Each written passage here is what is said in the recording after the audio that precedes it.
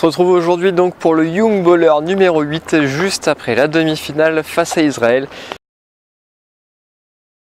Si le ciel est gris au-dessus de ma tête, ça doit également être le cas dans les têtes des joueurs et du staff de l'équipe de France, tant les joueurs français ont été complètement dominés dans ce match. L'équipe d'Israël aura mené pendant 39 minutes et 43 secondes. Les Bleus n'auront jamais pris l'avantage dans ce match et c'est une défaite logique pour les joueurs de Jean-Aimé Toupane. La défense qui a fait vraiment leur force depuis le début de ce tournoi a complètement disparu aujourd'hui.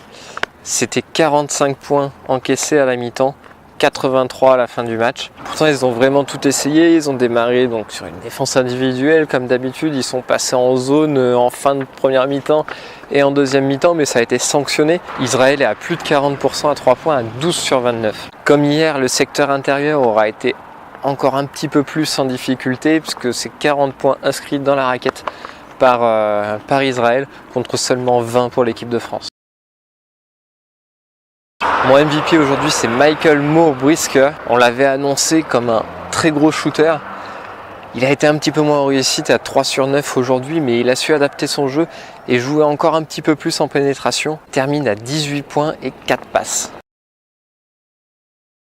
Le prochain match sera face à l'Allemagne. Donc dans les rangs allemands, on retrouvera Kostja Mushidi, l'ancien joueur de Strasbourg qui joue aujourd'hui pour Mega BMAX en Serbie. Très gros shooter à 3 points qui a brillé notamment en quart de finale et il aura certainement à cœur de faire une très bonne performance face à l'équipe de France. Il y aura également Luis Olinde, le joueur de Bamberg, un ailier de très grande taille, 2,07 m, capable de faire beaucoup de choses mais qui est un petit peu en difficulté avec son tir depuis le début du tournoi. Rendez-vous donc à 16h30 pour une médaille de bronze.